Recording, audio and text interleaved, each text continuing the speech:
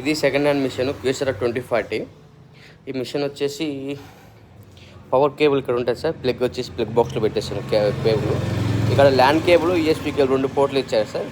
Okay, done. ఇక్కడ వచ్చేసి మనకి పేపర్స్ పెట్టిన తర్వాత ఒకటేసారి 2 సైడ్స్ కానీ బయటకు వచ్చేస్తుంది. ఒకటేసారి అంటే బొచ్చుడు పోవడం ఏమి ఉండదు, పర్ఫెక్ట్గా ఉంటుంది. నెక్స్ట్ వచ్చేసి ఇక్కడ మిషన్ ఆన్ చేసుకోవాలంటే ఫస్ట్ ఆఫ్ ఆల్ ఇక్కడ పవర్ బటన్ ఉంటుంది.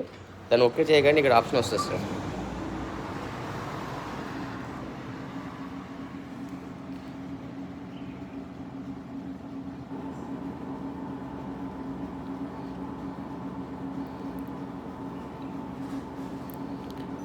ఇలా మిషన్ ఆన్ చేయగానే ఇలా వస్తుంది సార్. ఇది ఎందుకు వస్తుంది, దీనివల్ల మీకు ఇబ్బంది ఏమి ఉండదు.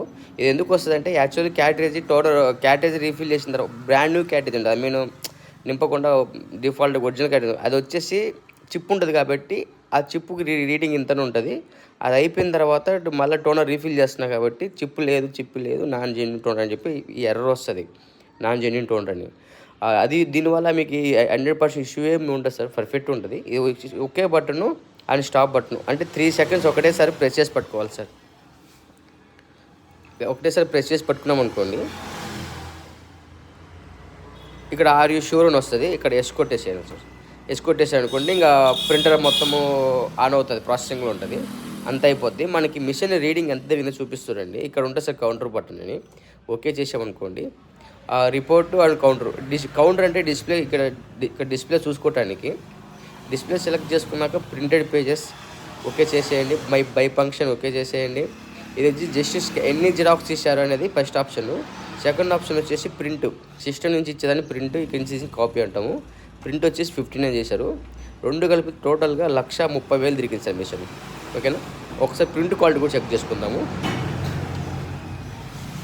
రిపోర్ట్ సెలెక్ట్ చేసుకొని రిపోర్ట్ ప్రింట్ ఓకే చేయండి. Status page okay yes.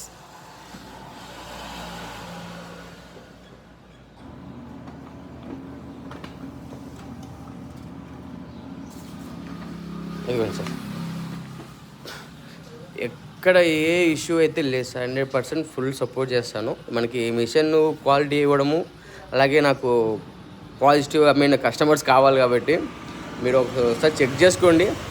మీకు ఒకసారి ఓకే ఒకసారి ఈ నెంబర్కి ఒకసారి కాల్ చేయండి సార్. Thank you sir.